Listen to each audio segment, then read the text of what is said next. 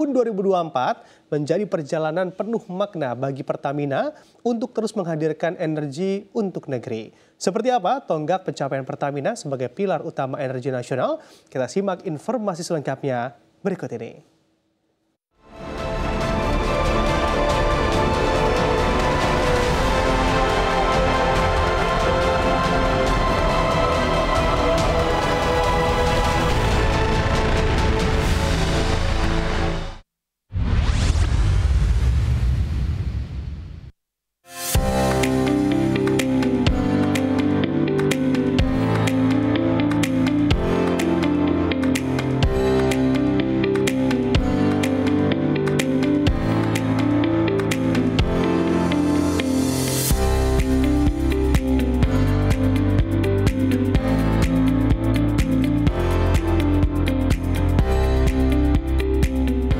Pertamina, sebagai salah satu pilar utama energi nasional, terus menunjukkan komitmennya dalam mendukung ketahanan energi Indonesia.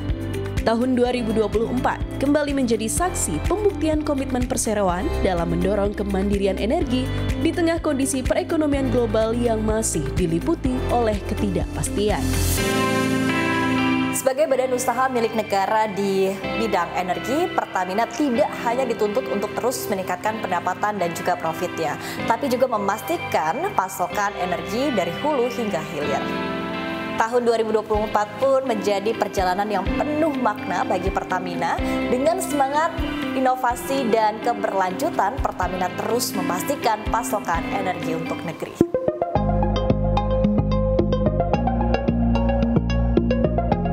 Di tahun ini, dari aktivitas bisnis pionirnya di sektor hulu, Pertamina berhasil membuktikan kinerja apik dalam menjaga produksi migas nasional, yakni mencapai 1 juta barel setara minyak per hari atau MBO/EPD. Kinerja ini memberikan kontribusi sebanyak 69% dari total produksi minyak secara nasional dan 34% dari total produksi gas secara nasional. Di upstream hari ini kita menguasai 232 km persegi wilayah kerja dengan produksi 1 juta barrel oil equivalent per day. Ini akumulasi produksi minyak dan gas. Minyak sendiri 560.000 barrel oil per day, terdiri dari sekitar 407.000 di domestik dan sisanya di lapangan internasional. Dan produksi gas kita 2,8 mmscfd. 2024 ini sampai dengan Oktober 2024. Paling atas adalah hulu migas secara konsisten dari 2020 sampai 2023 produksi kita tumbuh 7%. Di aktivitas hulunya, Pertamina juga mampu menjaga keberhasilan eksplorasi dengan tingkat rasio 61%. Melalui kegiatan eksplorasi, perseroan berhasil menemukan sumber temuan daya TUSI sebesar 327 juta barel setara minyak. Di tahun ini, Pertamina juga kembali menambah wilayah operasinya dengan kepemilikan hak kelola di Blok Melati yang berada di onshore dan offshore Sulawesi Tenggara dan Sulawesi Tengah. Melalui penambahan wilayah kelola, semakin meningkatkan optimisme perseroan dalam mencari cadangan baru migas ke depan. Untuk mengolah produksi yang dihasilkan di hulu, Pertamina memiliki subholding refining and petrochemical. Salah satunya kilang Cilacap Pertamina yang saat ini telah menjadi kilang hijau dan mampu memproduksi green fuel, yakni produk energi ramah lingkungan seperti biodiesel dan sustainable aviation fuel. Melalui program Refinery Development Master Plan atau RDMP, nantinya Pertamina juga akan memiliki kilang Pertamina Balikpapan di Kalimantan Timur sebagai kilang minyak terbesar di tanah air yang mampu meningkatkan kapasitas pengolahan minyak mentah dari 260.000 barel per hari menjadi 360.000 barel per hari. Selain sebagai kilang minyak yang menghasilkan BBM, proyek RDMP Kilang Balikpapan nantinya akan mampu menghasilkan tambahan produksi petrokimia sebesar 225 ton per tahun dengan dibangunnya fasilitas unit Residual Fluid Catalytic Cracking atau RFCC. Nah, tentunya kapasitas tadi kan intake-nya naik 100.000 barel per hari. Kemudian dari output-nya ada tambahan produksi BBM dari kilang ini adalah 142.000 barrel per hari tambahan BBM-nya. Kemudian ada tambahan LPG 320.000 ton per tahun. Kemudian tambahan petrokimia hampir 300.000 ton per tahun. Kira-kira itu tambahan produksi dari kilang ini nanti. Saat ini, 6 kilang Pertamina mampu mengolah minyak dengan kapasitas total 1,1 juta barel per hari.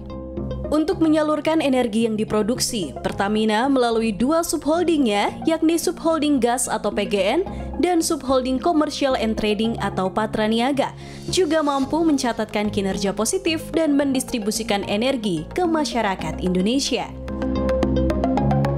PGN memiliki 33.000 km jalur pipa transmisi dan distribusi. Hingga September 2024, PGN telah menyalurkan 854 BBTU di gas per hari di dalam negeri, baik untuk pelanggan industri maupun rumah tangga.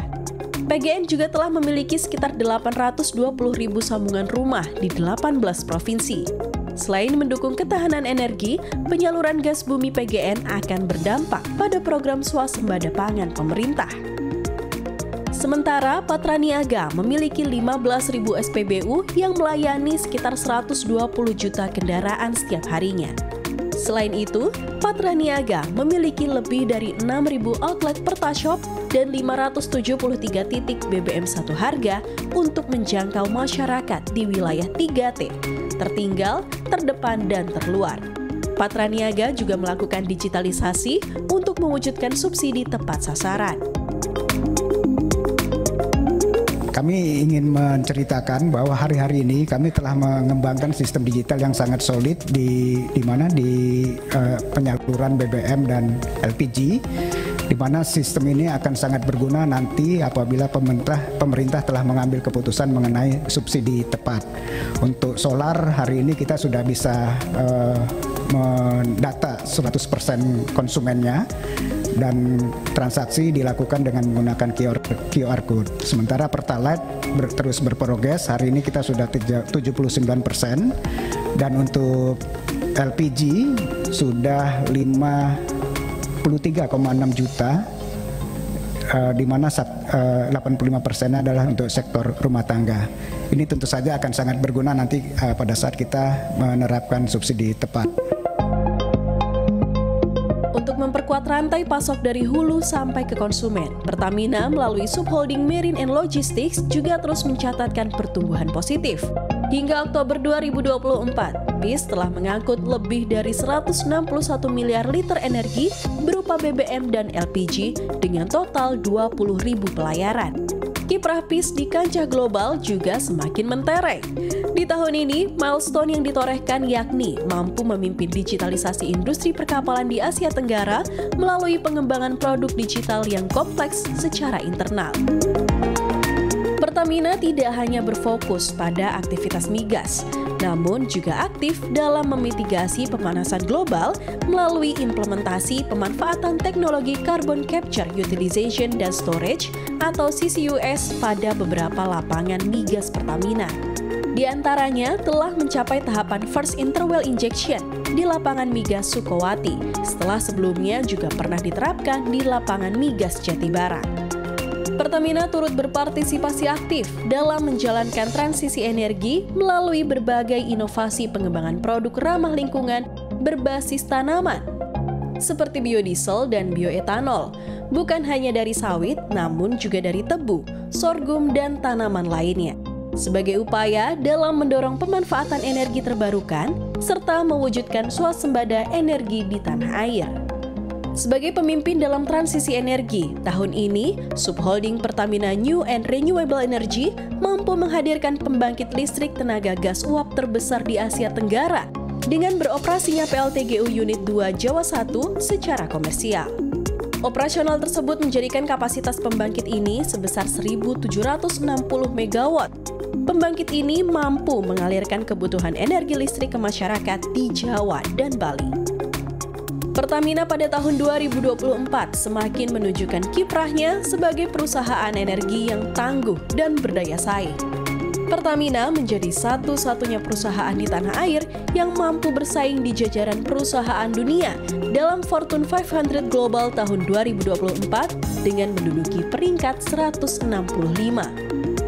Bahkan di usia yang telah memasuki 67 tahun di tahun 2024, Pertamina mampu menorehkan kinerja positif. VP Corporate Communication Pertamina, Fajar Joko Santoso mengatakan, perseroan telah mengesahkan rencana jangka panjang perusahaan periode 2024 hingga 2029 dengan menekankan strategi ganda dalam mengelola bisnis ke depan, yakni dengan tetap menjalankan bisnis existing di sektor migas demi menjaga ketahanan energi nasional, serta di saat bersamaan juga mengembangkan bisnis ramah lingkungan berbasis energi baru terbarukan. Kinerja positif ini menurut Fajar akan diperkuat pada tahun-tahun mendatang. Kita akan terus berupaya untuk menjaga tren positif yang kami lakukan di tahun-tahun sebelumnya. Dari segi produksi, seperti misalnya tren produksi kami juga terus meningkat ya. Kami saat ini berkontribusi untuk produksi migas secara nasional 69% dan untuk gas 34%. Dan sejalan dengan amanah pemerintah yang menargetkan kami untuk terus meningkatkan lifting minyak dan juga gas, tentu ke depan dengan upaya-upaya yang lebih masif lagi, upaya tersebut akan bisa kami capai di tahun 2025. Tahun yang akan datang merupakan tahun yang penting karena juga merupakan awal dari pemerintahan Kabinet Merah Putih, sebagaimana dicanangkan oleh Bapak Presiden Prabowo Subianto bahwa target ketahanan energi, kemandirian energi merupakan salah satu prioritas dari program Astacita, sehingga tahun depan upaya kami untuk terus menjadi perusahaan energi yang mengedepankan ketahanan dan juga kemandirian energi dapat tercapai, sekaligus itu tadi menjadi perusahaan yang ramah lingkungan dan berkelanjutan.